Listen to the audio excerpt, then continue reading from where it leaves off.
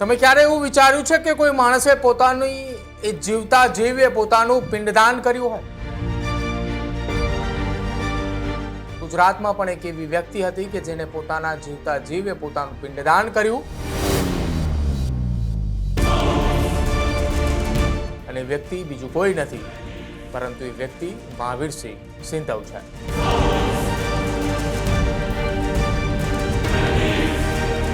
પરંતુ જે વ્યક્તિએ પોતાની જાતનું જ પિંડદાન કરી દે છે ત્યારે સવાલ ઉઠે છે કે વ્યક્તિએ પોતે આપઘાત તો ના જ કરી શકે।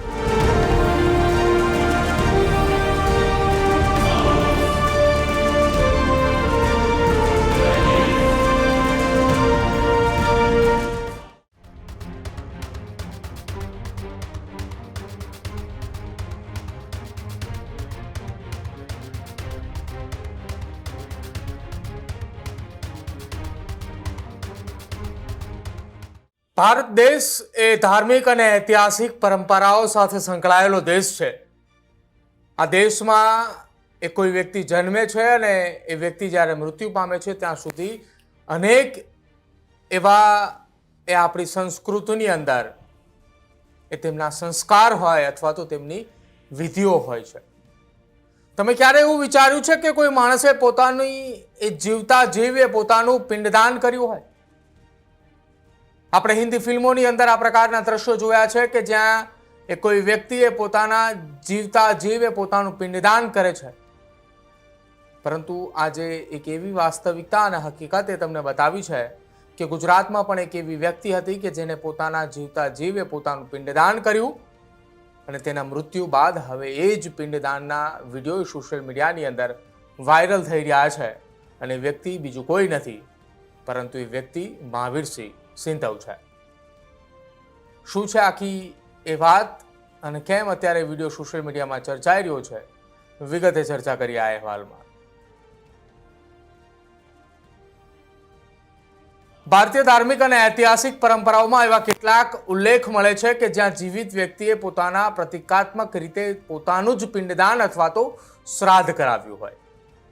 આધુનિક સમયમાં પણ ક્યારેય કોઈ વ્યક્તિ પરિવાર સાથેના સંબંધો સંપૂર્ણપણે તોડી નાખવા અથવા વૈરાગ્ય સ્વીકારવા માટે પ્રતિકાત્મક રીતે પોતાનું શ્રાદ્ધ કરાવે છે અને આવી જે ઘટના ગુજરાતમાં એ ચર્ચાનો વિષય અત્યારે એટલા માટે બની છે કે એક વ્યક્તિ કે જે ખૂબ એ ચર્ચિત કે જેને કેટલાક લોકોએ માથા ભારે માને છે તો કેટલાક લોકોએ માનભેર એ વ્યક્તિને બોલાવે છે અને વ્યક્તિનું નામ છે મહાવીરસિંહ સિંધવ। 8 જૂનના રોજ બનેલી એક આકસ્મિક ઘટનાના કારણે મહાવીરસિંહ સિંધવનું એ મોત થાય છે, પરંતુ તેમની મોત પાછળનું કારણ શું એ પણ હજી એક રહસ્ય છે। ઘેરાયેલા રહસ્યની વચ્ચે મહાવીરસિંહ સિંધવના અનેક એ વિડીયો સોશિયલ મીડિયાની અંદર વાયરલ થઈ રહ્યા છે કે જેમાં એ પોતે બાળપણની અંદર ધોરણ 7માં અભ્યાસ કરતા હતા એ દરમિયાન પોતાના જ શાળાની એક સ્પીચ, પોતાના ગામને આદર્શ બનાવવા માટેની એક વાત, પોતાના મિત્રો અને જેને પોતાના સ્વજન માને છે તેના પ્રત્યેની લાગણી, પણ આ તમામની વચ્ચે એક વિડીયો સોશિયલ મીડિયાની અંદર હવે વાયરલ થઈ રહ્યો છે કે જ્યાં મહાવીરસિંહ સિંધવે પોતાની જાતે જ પોતાનું જ પિંડદાન અર્પણ કર્યું છે।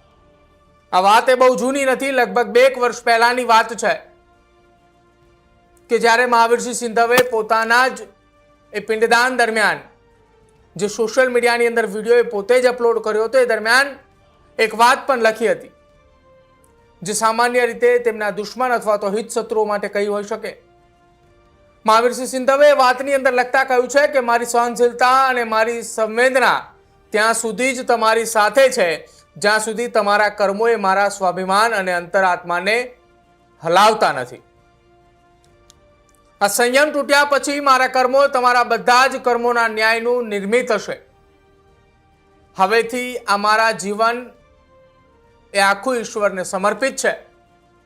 મારાથી થતું કોઈ પણ પ્રસન્ન કે દુઃખ એ તમારા વાણી વર્તન કે તમારા કર્મોને આધીન રહેશે। આ શબ્દો હતા મહાવીરસિંહ સિંધવના, જેમણે પોતાના જ પિંડદાન દરમિયાન આ એ શબ્દો લખ્યા હતા। હવે ફરી એકવાર ચર્ચાઓ હવે શરૂ થાય છે કે મહાવીરસિંહ સિંધવે આ પ્રકારના શબ્દો લખ્યા, એની વાસ્તવિકતા, એની હકીકત શું? મહાવીરસિંહ સિંધવના જીવનની અંદર કેટલાય તેમના દુશ્મનો હતા. જે આખી વાત સામે આવી રહી છે કે 8 જૂનના રોજ એક એવી ઘટના બને છે કે જેમાં પોલીસ આવી અને પોલીસે તેમને પકડી જશે એવા ભયના કારણે તેમને ચોથા માળેથી છલાંગ લગાવી.